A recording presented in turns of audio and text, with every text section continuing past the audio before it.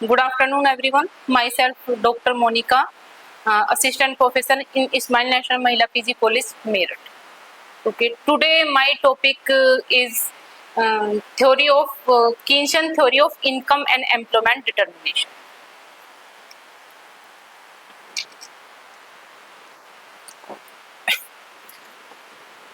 Why Keynesian theory came? जो हमारा आज का टॉपिक है वो है कि कीन्स के according determination of income and employment and output.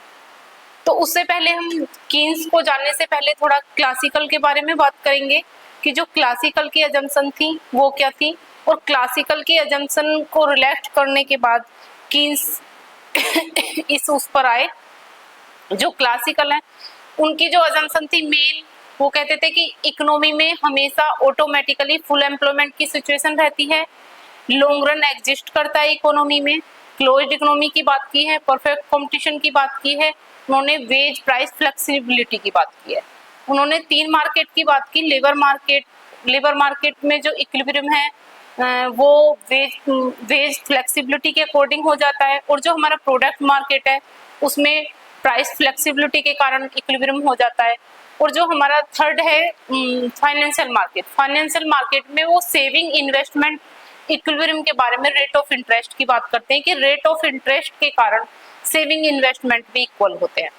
तो ये सब उनकी जो फ्लेक्सिबिलिटी की बात की है, उन्होंने फ्लेक्सिबिलिटी इन मार्केट मैकेनिज्म कि इसके कारण जो हमारा अगर कोई इकोनॉमी में वैसे तो माना है कि लॉन्ग रन में ऑटोमेटिकली फुल एम्प्लॉयमेंट रहता है, इक्विलिब्रियम एग्जिस्ट करता है, अगर किसी कारण से होता है तो ये जो फ्लेक्सिबिलिटी इन मार्केट मैकेनिज्म दिया है कि जो बाजार यंत्र है wage price flexibility rate of interest, इनके कारण मार्केट को इक्विलिब्रियम में कर सकते हैं। ये सब जो हमारे क्लासिकल इकोनॉमिस्ट थे ये मानते थे। उसके बाद जो बात आती है कि मेन जो थी जेवीसी ने एक मार्केट नियम दिया था, supply creates its own demand, पूर्ति अपनी मांग स्वयं पैदा करती है। वो ये मानते थे कि जैसे हम उसमें हमने पढ़ा सर्कुलर फ्लो ऑफ इनकम में कि दो एक फर्म हाउस होल्ड है, एक फर्म है, कि अगर फर्म हाउस होल्ड से लेबर ले रही है और उसके बदले में उसे इनकम जनरेट कर रही है उनकी, और उससे क्या है फर्म्स क्या प्रोड्यूस कर रही है, गुड्स और सर्विसेज। तो गुड्स और सर्विसेज को जो प्रोडक्शन हो रहा है उन पे वो जो इनकम उन्होंने जनरेट की उसको परचेज एक्सपेंड करेंगे, वो खर्च कर देंगे उस पे। तो ये सब उन्होंने बताया कि जितने अमाउंट की गुड्स और सर्विसेज प्रोड्यूस होती हैं उतने ही इक्वल अमाउंट की इनकम उनकी जनरेट हो जाती है, जिसके कारण इकोनॉमी में कभी भी ओवर प्रोडक्शन नहीं होता। ये सब क्लासिकल की अजम्पशन थी। उसके बाद जो कीन्स थे उनका रोल तब इम्पोर्टेंट रोल आता है जब ग्रेट डिप्रेशन 1929 में महामंदी आई। जो यूरोपियन कंट्री थी उनमें क्या था, वर्ल्ड वॉर के टाइम जो था उनका प्रोडक्शन सिस्टम जो था वो कोलैप्स हो गया था। तो उसको रीएस्टेब्लिश करने के टाइम जो अमेरिकन से यूएसए ने जो यूरोपियन कंट्री थी उनके लिए जो वो एक्स्ट्रा प्रोडक्शन कर रहे थे, उन्हें ये लगता था कि सेल हो ही जाएगा। लेकिन वर्ल्ड वॉर के बाद जो उनकी सिचुएशन थी कि उन्होंने अपने प्रोडक्शन प्रोसेस को रीएस्टेब्लिश किया, उसके बाद उन्हें समस्या क्रिएट हुई ओवर प्रोडक्शन की, कि जो उनका प्रोडक्शन था वो अनसोल्ड हुआ। तो इसके कारण तब समस्या वहां पे जनरेट हुई कि कैसे जो हमारा ओवर प्रोडक्शन है, ओवर प्रोडक्शन के कारण डेफिशिएंसी ऑफ डिमांड। तब ग्रेट डिप्रेशन के कारण जो महामंदी आई थी उसके बाद क्या क्या हुआ, declining GDP, rising inflation, unemployment, excess production in the economy, ये सब क्या थे महामंदी के बाद ये सारी प्रॉब्लम्स क्रिएट हुई, ओवर प्रोडक्शन हुआ, डेफिशिएंसी इन डिमांड हुई। तभी कीन्स का इंपॉर्टेंट रोल आता है। उन्होंने क्लासिकल की अजम्पशन को रिलैक्स किया कुछ अजम्पशन को, और न्यू अजम्पशंस कुछ अपनी क्रिएट की।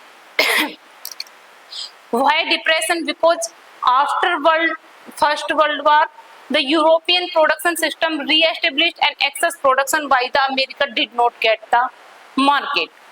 जो मैं अभी आपको पहले ही बता चुकी हूँ।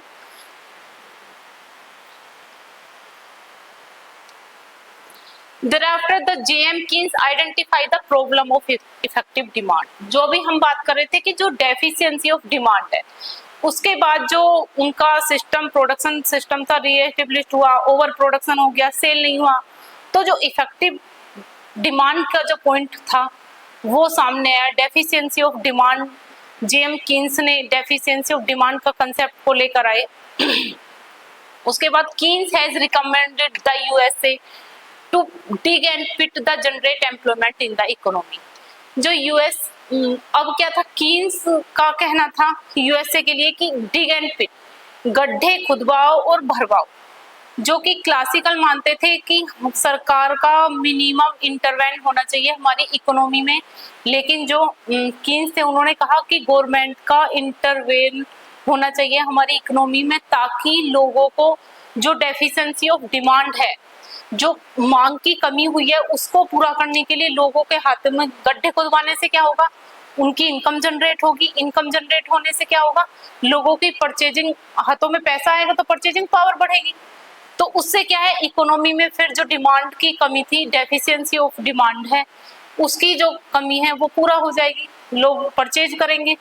तो इसलिए क्लासिकल कहते थे कि गवर्नमेंट का इंटरवेंशन नहीं होना चाहिए, लेकिन जो कीन्स है वो लेकर आए कि सरकार का इंटरवेन होना चाहिए हमारी इकोनॉमी में, और उन्हें यूएसए के लिए सजेस्ट किया dig and pit. He tried to address this problem of demand in different manners. उसने different manners में Keynes has relaxed and introduced some new assumptions to prove his theory of aggregate demand. अब Keynes ने जो classical की कुछ assumptions थी उनको relax किया और कुछ अपनी नई अजम्पशंस को जनरेट किया। जो अब मेन कीन्स की जो अजम्पशंस हैं उसमें सबसे पहले है Keynes theory short run analysis. जो कीन्स है, जैसे क्लासिकल मानते थे लॉन्ग रन एनालिसिस को मानते थे, इन्होंने शॉर्ट रन थ्योरी को एज्यूम किया है। Perfect competition in the economy, assumed closed economy, no trade, the law of diminishing returns और increasing cost operates in the economy, ये भी इन्होंने माना, इनकी assumption है। फिर उसके बाद लेबर हैज मनी इल्यूजन, ये भी मानते थे वो कि अगर किसी गुड्स के प्राइस बढ़ने से उनके वेज रेट में जितना प्राइस गुड्स का इंक्रीज हुआ उतने ही सेम रेट से उसकी इनकम इंक्रीज हो रही है, या गुड्स के प्राइस बढ़ने सेम रेट से वेज रेट इंक्रीज हो रहा है, तो वो कहते थे इससे क्या वो अच्छा तो फील करेंगे, लेकिन ये क्या लेबर का मनी इल्यूजन है। उसके बाद जो थी next assumption, as employment increase output and income also increase proportionally.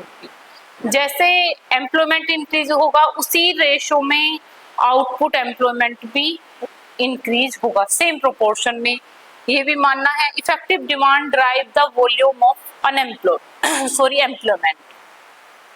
वो कहते हैं जो effective demand drive the volume of employment, ये इफेक्टिव डिमांड की ही बात कर रहे हैं कि जो मेन पॉइंट है वो इफेक्टिव डिमांड है, प्रभावपूर्ण मांग, जो वॉल्यूम ऑफ एम्प्लॉयमेंट को डिसाइड करता है कि कितना एम्प्लॉयमेंट होगा। उनकी जो असम्पशन है, क्लासिकल कहते थे कि इकोनॉमी में हमेशा फुल एम्प्लॉयमेंट की स्थिति बनी रहती है, लेकिन ये कहते हैं कि नहीं, जरूरी नहीं है कि हमेशा इकोनॉमी में फुल एम्प्लॉयमेंट की स्थिति हो, less than full employment level पे भी इक्विलिब्रियम इकोनॉमी में होता है, जहां पे एग्रीगेट डिमांड और एग्रीगेट सप्लाई दोनों इक्वल हो जाएंगे, उस पॉइंट को बोलेंगे इफेक्टिव डिमांड का point. Effective demand is determined by the interaction of aggregate demand and supply. Next is the aggregate demand. अब वो कहते हैं कि एग्रीगेट डिमांड जो किस पे डिपेंड करती है, कंजम्पशन डिमांड या कंजम्पशन एक्सपेंडिचर और इन्वेस्टमेंट एक्सपेंडिचर। जो कंजम्पशन डिमांड है, अब वो कंजम्पशन डिमांड किस पे डिपेंड करती है, कंजम्पशन डिमांड करती है disposable income and propensity to save, कि जो इनकम है किस पे कंजम्पशन, अब y is the function of c plus i, तो अब इनकम किसके बराबर है, consumption plus investment. Consumption demand किस पे डिपेंड करती है, डिस्पोजेबल इनकम आपकी हो गया है क्या है। फिर प्रोपेंसिटी टू कंज्यूम, जो आपकी प्रोपेंसिटी है कंज्यूम करने की वो कैसी है।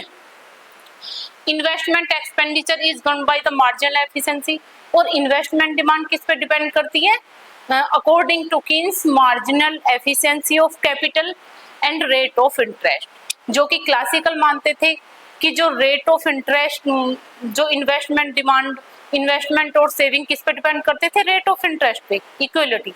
लेकिन इनका कहना है कि मार्जिनल जो इन्वेस्टमेंट डिमांड है वो मार्जिनल एफिशिएंसी ऑफ कैपिटल और रेट ऑफ इंटरेस्ट का पे डिपेंड करती है। आगे बात करते हैं कि rate of interest is the monetary phenomena, is determined by the demand for money, liquidity preference and quantity of money. कि जो कीन्स ने है लिक्विडिटी प्रेफरेंस थ्योरी भी दी है, जिसमें वो कहते हैं कि डिमांड एक तरफ एक्स एक्सिस पे लेते हैं डिमांड फॉर मनी, दूसरी तरफ रेट ऑफ इंटरेस्ट, की रेट ऑफ इंटरेस्ट जितना ज्यादा होगा डिमांड फॉर मनी उतनी कम होगी। लेकिन इसमें क्या है, रिजिडिटी को बताया उन्होंने, वेज, प्राइस और इंटरेस्ट रेट को भी उन्होंने बताया कि एक पॉइंट तक उसको कम कर सकते हैं, एक पॉइंट के आगे इंटरेस्ट रेट, उसके बाद नीचे इससे कम नहीं हो सकती। तो द नेक्स्ट है the employment depends upon the effective demand, effective demand expressed itself in the whole of the total spending of the community consumption expenditure in value। अब है कि फंडामेंटल प्रिंसिपल है कि जो जिस प्रोपोर्शन में हमारी इनकम इंक्रीज होती है, नेक्स्ट पॉइंट जो है 15 जो अजम्पशन है, उस प्रोपोर्शन में हमारा कंजम्पशन इंक्रीज नहीं होता, जिसे बोलते हैं marginal propensity to consume is lesser than 1। कि हम ये चाहते हैं कि जैसे हमारी इनकम इंक्रीज हुई कंजम्पशन इंक्रीज हुआ, बट लेस देन 1, कि जिस प्रोपोर्शन में इनकम इंक्रीज हो रही है उसमें कंजम्पशन इंक्रीज नहीं होता। इसलिए क्योंकि शॉर्ट रन थ्योरी है, उन्होंने माना है क्विकली कंजम्पशन को एक साथ हम नहीं बढ़ा सकते। Next point, why Keynesian theory is a short run. जो कीन्स की थ्योरी है वो शॉर्ट रन एनालिसिस है। उन्होंने माना है कि शॉर्ट रन में जो कैपिटल स्टॉक है, पॉपुलेशन है और लेबर फोर्स है, एफिशिएंसी ऑफ लेबर है, टेक्नोलॉजी है, ये सब उन्होंने शॉर्ट रन में कांस्टेंट माना है कि शॉर्ट रन में इनको इंक्रीज नहीं किया जा सकता। That is why Keynesian theory of amount of employment depend upon the level of national income and output. This is because given the amount of capital, technology, labor efficiency, increase income and output can be obtained by employment of labor. Therefore, in the Keynesian short run, higher the level of national income, greater the amount of employment। देखो इस point का मतलब क्या है, वो कह रहा है कि higher the amount of national income, greater the amount of employment। जैसा कि हम उसमें पढ़ रहे थे कि क्लासिकल में हम देख रहे थे कि एम्प्लॉयमेंट हम मानते हैं कि इकोनॉमी में एग्जिस्ट करता है, लेकिन ये कह रहे हैं कि इफेक्टिव डिमांड के पॉइंट से ही एम्प्लॉयमेंट डिटरमाइन होता है कि जहाँ पे एग्रीगेट डिमांड और एग्रीगेट सप्लाई इक्वल होंगे वो इफेक्टिव डिमांड का पॉइंट होगा और वही डिसाइड करेगा कि हमारी इकोनॉमी में एम्प्लॉयमेंट लेवल क्या होगा। Keynesian thought that price and wages do not adjust quickly. वो कहते हैं उन्होंने, जैसे उन्होंने कहा था कि क्लासिकल में कि प्राइस और वेज और प्राइस फ्लेक्सिबिलिटी होती है, लेकिन कीन्स ने वेज एंड प्राइस को रिजिडिटी माना है इन शॉर्ट रन, क्योंकि adjust quickly to balance demand and supply. Therefore in the theory of income and employment he assume price and money wages remain constant. Short run theory है तो short run में उन्होंने माना है कि veg और price rigidity माना है। और नेक्स्ट पर प्रिंसिपल ऑफ इफेक्टिव डिमांड, कि अब हम पढ़ ही रहे हैं कि जो इसमें कीन्स ने माना है कि जो कोई भी है कि कितना एम्प्लॉयमेंट होगा, नेशनल इनकम डिटरमिनेशन होगा, सब उन्होंने जो कीन्स ने मेन पॉइंट माना है वो इफेक्टिव डिमांड का माना है कि प्रभावपूर्ण मांग का बिंदु, कि ये डिपेंड करता है कि हमारी इकोनॉमी में कितना एम्प्लॉयमेंट होगा, कितना आउटपुट होगा, ये सब डिपेंड करता है कि हमारी डिमांड कितनी है। डिमांड कहाँ होती है, डिमांड इफेक्टिव डिमांड का पॉइंट किसे बोला है, जहां पर aggregate demand, aggregate supply curve और एग्रीगेट डिमांड कर्व एक दूसरे को कट करेंगे, जिस पॉइंट पर जो इक्विलिब्रियम का पॉइंट होगा उस पॉइंट को बोलेंगे इफेक्टिव डिमांड का पॉइंट। अब बात आती है कि at any given level of employment of labour aggregate supply price is the total amount of money which all the entrepreneurs in the economy taken together must to accept to receive from the sale of the output produced by the given number of labor employed. तो अब जो effective demand की बात आती है तो उसमें सबसे पहले हम बात करते हैं कि एग्रीगेट सप्लाई, क्योंकि अभी हम कह रहे हैं इफेक्टिव डिमांड का पॉइंट क्या है, इफेक्टिव डिमांड का पॉइंट है जहां पे एग्रीगेट सप्लाई फंक्शन और एग्रीगेट डिमांड फंक्शन दोनों बराबर होंगे, वहां पे एक दूसरे को कट करेंगे, उस पॉइंट को बोलेंगे हम इफेक्टिव डिमांड पॉइंट, और वहां पे डिसाइड होगा कि कितना एम्प्लॉयमेंट होगा, कितने लोगों को रोजगार मिलेगा और आउटपुट क्या होगा। तो उन्होंने बताया कि सबसे पहले हम बात कर लेते हैं एग्रीगेट सप्लाई फंक्शन और कर्व क्या है। Aggregate supply function represent the cost of entrepreneurs कि जब वो डिफरेंट लेवल पे, जब हम डायग्राम बनाएंगे, एक तरफ वाई एक्सिस पे लेंगे हम रिसिप्ट्स और एक्स एक्सिस पे लेंगे हम लेवल ऑफ एम्प्लॉयमेंट। तो जब एक्स एक्सिस पे लेवल ऑफ एम्प्लॉयमेंट लेंगे तो हम जो हमारा डायग्राम में, मैं आगे दिखाऊंगी डायग्राम में, कि जब हम जैसे जैसे हम लेवल ऑफ एम्प्लॉयमेंट की हम डिफरेंट लेवल पे लोगों को एम्प्लॉयड करेंगे तो उनकी क्या एक्सपेक्ट करते हैं कि उन्हें क्या जो उससे क्या एक्सपेक्टेशन है कि उन्हें क्या मिलेगा।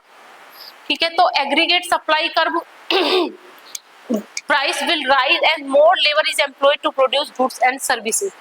तो वो कह रहे हैं कि जैसे जैसे हम लेबर को एम्प्लॉयड करेंगे उनकी कॉस्ट भी बढ़ेगी, और कॉस्ट बढ़ेगी, वो अभी एक्सपेक्ट कर रहे हैं कि उन्हें जो कॉस्ट है इतना मिलना चाहिए, तभी वो आगे लेबर को एम्प्लॉयड कर पाएंगे। अगर ये हुआ कि जो वो एक्सपेक्ट कर रहे हैं, मानो उन्होंने एक्सपेक्ट किया कि इतना लेबर ऑफ एम्प्लॉयमेंट करने पे हमें एग्जाम्पल के लिए मतलब 50,000 रुपये मिलेंगे, जो रिसिप्ट्स है जो हमने वाई एक्सिस पे लिया था, अगर इतना करने पे जो हमारी एक्सपेक्ट कर रहे हैं हम उससे कम मिल रहा है, 40,000 मिल रहा है, हमने एक्सपेक्ट किया था 50,000 रुपये मिलेंगे लेवल ऑफ एम्प्लॉयमेंट इतना करने पे, तो उससे अगर कम मिलेगा तो हम क्या करेंगे, जो हमारी डिफरेंट लेवल ऑफ एम्प्लॉयमेंट को हम घटा देंगे, कम कर देंगे, क्योंकि जो हमारी एक्सपेक्टेशन थी, जितना हम एक्सपेक्ट कर रहे थे वो मिल ही नहीं रहा। तो इससे क्या होगा, तो इससे हमारा लेवल ऑफ एम्प्लॉयमेंट डिक्रीज हो जाएगा।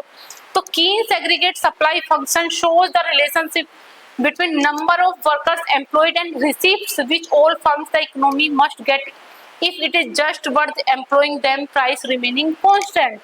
कि ये हमें दिखाता है कि इतने डिफरेंट लेवल पे जब हम लेंगे एक्स एक्सिस पे हम नंबर ऑफ एम्प्लॉयड लेबर को एम्प्लॉयड करेंगे तो डिफरेंट लेवल ऑफ एम्प्लॉयमेंट पे कितनी एक्सपेक्टेशन है कि जब हमने माना n नंबर एम्प्लॉयड किया तो कितनी एक्सपेक्टेशन है, उससे आगे एम्प्लॉयड किया तो क्या एक्सपेक्टेशन है।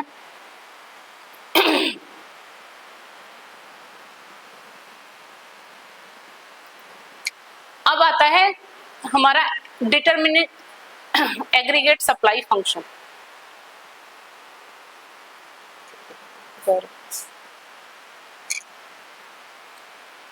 Determining factors of aggregate supply function, कि अभी हमने पढ़ा कि जो एग्रीगेट सप्लाई कर्व है वो क्या है, shows the cost of entrepreneur. ठीक है, रिप्रेजेंटिंग कॉस्ट ऑफ एंटरप्रेन्योर की वो डिफरेंट लेवल ऑफ एम्प्लॉयमेंट पे वो क्या एक्सपेक्ट कर रहे हैं कि उन्हें क्या मिलेगा। अब उसको डिटरमाइन करने वाले फैक्टर्स कौन कौन से एग्रीगेट सप्लाई फंक्शन को, तो सबसे पहले उन्होंने कहा फिजिकल और टेक्निकल कंडीशन ऑफ प्रोडक्शन की, जैसे capital stock, state technology, nature of production, ये सब क्या है शॉर्ट रन में क्या है कांस्टेंट रहती हैं, क्योंकि हम शॉर्ट रन एनालिसिस थ्योरी है। तो physical technical conditions remain constant in short run. उसके बाद when output employment are increase more cost of production is incurred. अगर हम लेवल ऑफ एम्प्लॉयमेंट बढ़ाएंगे डिफरेंट लेवल को, जैसे हमने बताया था अभी, तो हमारी कॉस्ट इंक्रीज होगी। Therefore aggregate supply curve slopes upward. जो हमारा एग्रीगेट सप्लाई कर्व होता है वो कैसा होता है, अपवर्ड स्लोपिंग होता है। Next point is aggregate demand function.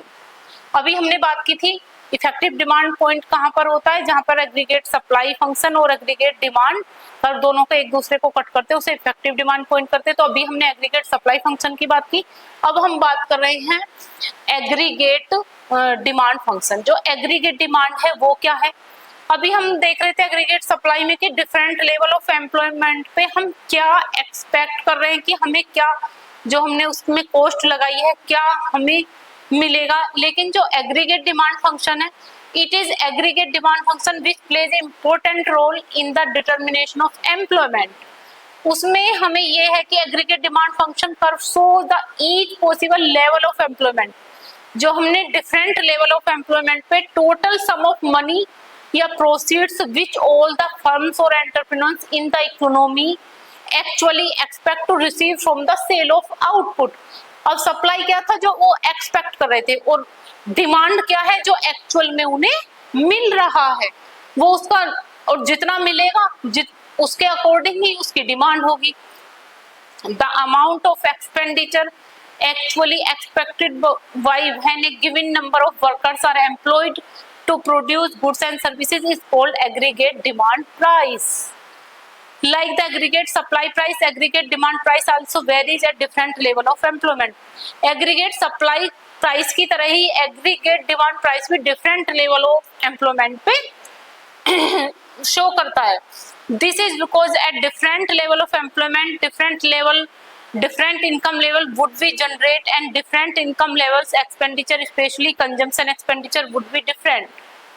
तो अभी हम बात कर रहे थे जैसे एग्रीगेट सप्लाई फंक्शन क्या है, aggregate determination of aggregate supply function, अब एग्रीगेट डिमांड फंक्शन, अब नेक्स्ट पढ़ेंगे कि determinants of aggregate demand.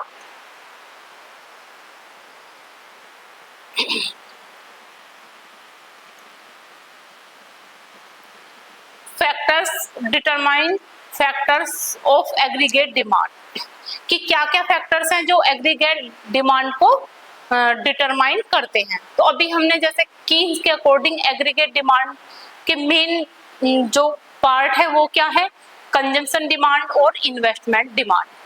Consumption demand depends on the disposable income and propensity to save. Investment depend upon the marginal efficiency of capital and rate of interest.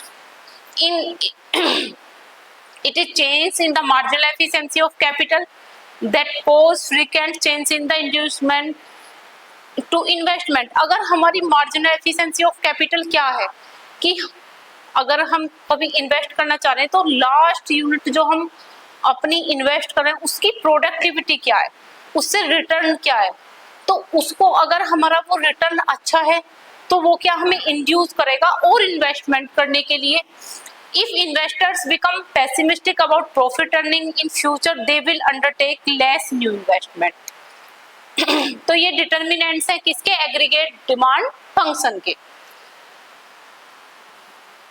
ये हम अब क्या है, अभी हमने देखा कि aggregate demand function, aggregate supply function, और जहां पे दोनों एक दूसरे को कट करेंगे उसे बोलेंगे इफेक्टिव डिमांड। अब इस डायग्राम के थ्रू हम देख सकते हैं डिटर्मिनेशन ऑफ एम्प्लॉयमेंट, कि हमारा एम्प्लॉयमेंट डिटरमाइन कैसे होता है। देखो हमने इधर की तरफ रिसिप्ट्स लिए हैं, नंबर ऑफ एम्प्लॉयड पर्सन, ये एग्रीगेट सप्लाई कर्व है जो हमारा इस तरह से बन रहा है ये, और यहाँ जाके यहाँ पे एनएफ दिखाता है फुल एम्प्लॉयमेंट लेवल को, और ये less than full employment level है। तो हम जो इसमें मेन पॉइंट जो है कीन्स की थ्योरी का वो है कि क्लासिकल मानते थे कि जो हमारी इकोनॉमी है हमेशा फुल एम्प्लॉयमेंट पे रहती है, और जहाँ पे फुल एम्प्लॉयमेंट होगा वहीं पे हमारा इक्विलिब्रियम होगा। लेकिन कीन्स ने कहा कि इफेक्टिव डिमांड का पॉइंट जहाँ पे एग्रीगेट सप्लाई कर्व और एग्रीगेट डिमांड कर्व एक दूसरे को कट करेंगे वहां पे हमारा इक्विलिब्रियम पॉइंट होगा और हम इतने लोगों को एम्प्लॉयड कर सकते हैं। उसके बाद जो बचा ये क्या है, जो हमारा इक्विलिब्रियम है वो less than full employment level से नीचे हो सकता है। ये डिपेंड करता है कि हमारा जहाँ पे एडी और एएस इक्वल होंगे। तो इस पॉइंट पे देख सकते हैं कि इसमें ये हमारा एग्रीगेट डिमांड कर्व है, ये हमारा एग्रीगेट सप्लाई कर्व है, दोनों एक दूसरे को किस ई पॉइंट पे कट कर रहे हैं। तो ये हमारा इक्विलिब्रियम पॉइंट है जो दिखाता है कि इतने लोगों को एनएफ, इतने लोगों को रोजगार मिलेगा। और जो इसके बाद है फुल एम्प्लॉयमेंट कहाँ पे है, सॉरी ये एन तक तो एम्प्लॉयमेंट लेवल था जहाँ पे हमारा इक्विलिब्रियम पॉइंट है, उसके बाद एनएफ फुल एम्प्लॉयमेंट लेवल है जो दिखाता है कि इतने लोग बेरोजगार हैं, जिसको उन्होंने इनवॉलेंटरी अनएम्प्लॉयमेंट माना है। इसके बाद ये क्या है, देखो ये दिखाता है कि एग्रीगेट डिमांड क्या, जितनी जैसे जैसे हमारा लेवल ऑफ एम्प्लॉयमेंट बढ़ता है, इस पॉइंट पे यहाँ पे कहीं देखें तो ये हमारा क्या दिखा रहा है, एग्रीगेट सप्लाई फंक्शन है, और यहाँ पे सप्लाई कम है और यहाँ पे डिमांड ज्यादा है। इस पॉइंट पे यहाँ भी देख रहे हैं सप्लाई कम है, हमारी डिमांड ज्यादा है इस पॉइंट पे भी, और इस पॉइंट पे इक्विलिब्रियम पॉइंट पे दोनों बराबर है। जो इक्विलिब्रियम पॉइंट सोच की इक्विलिब्रियम पॉइंट सोच की इतने लोग हमारे रोजगार मिलेगा, और इक्विलिब्रियम वही पॉइंट पे होगा जहाँ पे हमारा एएस और एडी बराबर होंगे, उसको ही इन्होंने इफेक्टिव डिमांड का पॉइंट बोला है। और जरूरी नहीं, ये भी कहा है कि जरूरी नहीं है कि इकोनॉमी इक्विलिब्रियम में उस पॉइंट पे हो जहाँ पे फुल एम्प्लॉयमेंट हो, less than full employment level से नीचे भी इक्विलिब्रियम पॉइंट होता है, जो N2 शो कर रहा है। NF दिखाता है फुल एम्प्लॉयमेंट लेवल, और इसको अगर हम और लोगों को रोजगार देना है, हम चाहते हैं कि यह करना चाहते हैं, तो इसके लिए हमें क्या है, इफेक्टिव डिमांड, अपनी डिमांड को बढ़ाना होगा। तो इसके लिए बस यही है इसमें determination of income and employment में, कि जैसे क्लासिकल माना फुल एम्प्लॉयमेंट की स्थिति होती है, कीन्स मानते हैं कि जो इफेक्टिव डिमांड का पॉइंट है जहाँ पे एएस और एडी इक्वल होंगे, वो हमारा इक्विलिब्रियम पॉइंट होगा, चाहे वो लेस देन फुल एम्प्लॉयमेंट से नीचे हो। तो थैंक यू। इसके बारे में हम नेक्स्ट क्लास में, जो नेक्स्ट टॉपिक है वो नेक्स्ट क्लास में डिस्कस करेंगे। Thank you.